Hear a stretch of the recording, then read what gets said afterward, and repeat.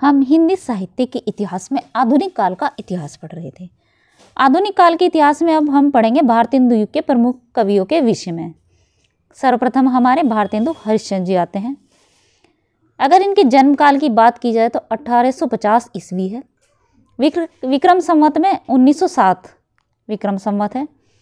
जन्म स्थान इनका काशी, एक संपन्न वैश्य परिवार में इनका जन्म हुआ था। मृत्यु काल 1885 ईस्वी, विक्रम संवत 1942। ठीक है, केवल 35 वर्ष की अल्पायु में ही इनकी मृत्यु हो गई थी। मतलब कि केवल 35 वर्ष की अल्पायु में ही इन्होंने इतनी अच्छी तरीके से रचनाएं लिखी हैं। अगर इनकी आयु और ज़्यादा लंबी होती तो ये हिंदी का इतिहास शायद बिल्कुल अच्छे तरीके से परिवर्तित कर देते। ठीक है, तो काफ़ी अच्छी रचनाएं इन्होंने लिख रखी हैं अपने 35 वर्ष की आयु में ही। खड़ी बोली से संबंधित विविध तथ्य यहाँ देख सकते हैं हम। खड़ी बोली हिंदी के प्रथम प्रतिष्ठित कवि कौन है? अमीर खुसरो हैं। उत्तर भारत में खड़ी बोली को अपने साहित्य का माध्यम बनाने वाले प्रथम साहित्यकार गंगभाट 17वीं सदी। रचना है जिनकी चंद छंद वर्णन की महिमा, यह गद्य काव्य है। दक्षिण भारत में खड़ी बोली में साहित्य सृजन करने वाले साहित्यकार कौन है? मुल्ला वजही 1605 ईस्वी से 1660 ईस्वी। रचना है इनकी सबरस 1635 ईस्वी। दूसरी है कुतुब मुस्तरी। तो खड़ी बोली से संबंधित तथ्य हैं। आचार्य शुक्ल के अनुसार शुद्ध एवं परिमार्जित खड़ी बोली के प्रथम लेखक राम प्रसाद निरंजनी। रचना भाषा योग वशिष्ठ। रचना काल इनकी 1741 ईस्वी 1798 विक्रम संवत। ये पटियाला दरबार में रहते थे और वहाँ की महारानी को कथा बाँचकर सुनाया करते थे। भारतेंदु हरिश्चंद्र जी के पिता के नाम की बात की जाए तो बाबू गोपाल चंद्र गिरिधर दास। ये इतिहास प्रसिद्ध सेठ अमीचंद के वंश परंपरा में उत्पन्न हुए माने जाते हैं। मूल नाम था इनका हरिश्चंद्र, उपाधि इनको मिली थी भारतेंदु की। डॉक्टर नगेंद्र के अनुसार उस समय के पत्रकारों एवं साहित्यकारों ने 1880 ईस्वी में इन्हें भारतेंदु की उपाधि से सम्मानित किया था। भारतेंदु भारत प्लस इंदु अर्थात भारत का चंद्रमा। मुख्य व्यवसाय था इनका पत्रकारिता। संपादन कार्य इनके द्वारा निम्नलिखित 3 पत्रिकाओं का संपादन किया जाता था। पहली है कवि वचन सुधा 1868 ईस्वी। यह मासिक अर्थात महीने में आने वाली, पाक्षिक 15 दिनों में आने वाली और एक सप्ताह में आने वाली पत्रिका थी। हरिश्चंद्र चंद्रिका 1873 ईस्वी मासिक थी। शुरुआती 8 अंकों तक यह पत्रिका हरिश्चंद्र मैगजीन नाम से प्रकाशित हुई थी।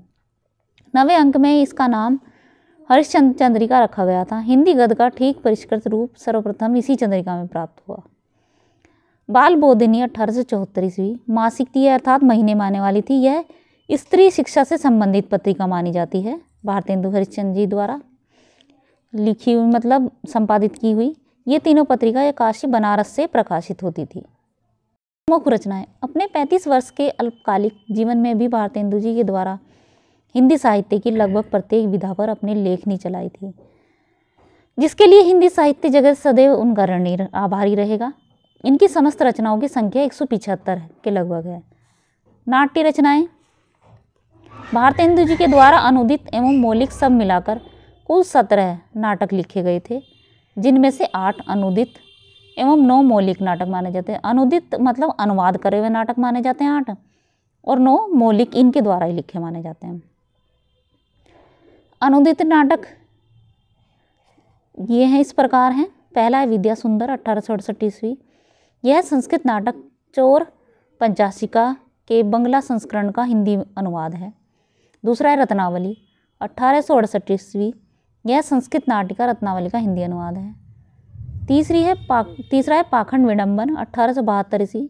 यह संस्कृत में कृष्ण मिश्र द्वारा रचित प्रबोध चंद्रोदय नाटक के तीसरे अंक का अनुवाद है। नंबर 4 है धनंजय विजय 1873 ईस्वी। यह संस्कृत के कांचन कवि द्वारा धनंजय विजय नाटक का हिंदी अनुवाद है। नंबर 5 कपूर मंजरी 1875 ईस्वी। यह सट्टक श्रेणी का नाटक संस्कृत के कांचन कवि द्वारा रचित नाटक का अनुवाद है। नंबर 6 भारत जननी 1877 ईस्वी। यह इनका गीति नाट्य है जो संस्कृत से हिंदी में अनुदित है। नंबर 7 मुद्रा राक्षस 1878 ईस्वी। यह विशाख दत्त के संस्कृत नाटक का हिंदी अनुवाद है। नंबर 8 दुर्लभ बंधु 1880 ईस्वी, यह अंग्रेजी नाटक का शेक्सपियर के मर्चेंट ऑफ वेनिस का हिंदी अनुवाद है। इसके बाद है इनके मौलिक नाटक जो कि जिनकी संख्या 9 है। पहला है वैदिक हिंसा इंसान है भवती 1873 ईस्वी, प्रहसन, इसमें पशु बलि प्रथा का विरोध किया गया है। दूसरा है सत्य हरिश्चंद्र 1875 ईस्वी, इसमें असत्य पर सत्य की विजय का वर्णन किया गया है। नंबर 3 है श्री चंद्रावली नाटिका 1876 ईस्वी, इसमें प्रेम भक्ति का आदर्श प्रस्तुत किया गया है। नंबर 4 है विशस्य विषमोषधम 1876 ईस्वी, भाण, कवि भाण द्वारा यह देशी राजाओं की कुचक्रपूर्ण परिस्थिति दिखाने के लिए रचा गया था। नंबर 5 है भारत दुर्दशा 1880 ईस्वी, नाट्य रासक, इसमें अंग्रेजी राज्य में भारत की दशा का चित्रण किया गया है। यह नाटक प्रबोध चंद्रोदय की प्रतीकात्मक शैली से प्रभावित है। ये मौलिक नाटक हैं भारतेंदु हरिश्चंद्र के। नंबर 6 नील देवी 1881 ईस्वी, गीति रूपक, यह पंजाब के एक हिंदू राजा पर मुसलमानों की चढ़ाई का ऐतिहासिक वृत्त लेकर लिखा गया है। इसमें भारतीय नारी के आदर्शों की महत्ता का प्रतिपादन किया गया है। नंबर 7 है अंधेर नगरी, ये तो काफ़ी प्रसिद्ध है, बच्चों की मतलब हिंदी की किताब में आता रहता है। अंधेर नगरी 1881 ईस्वी है इसका, मतलब कि अंधेर नगरी अनुभूज राजा, इसकी ये लाइन मुझे भी याद है, काफ़ी अच्छा नाटक है ये। प्रहसन 6 दृश्य, इसमें भ्रष्ट शासन तंत्र पर व्यंग्य किया गया है।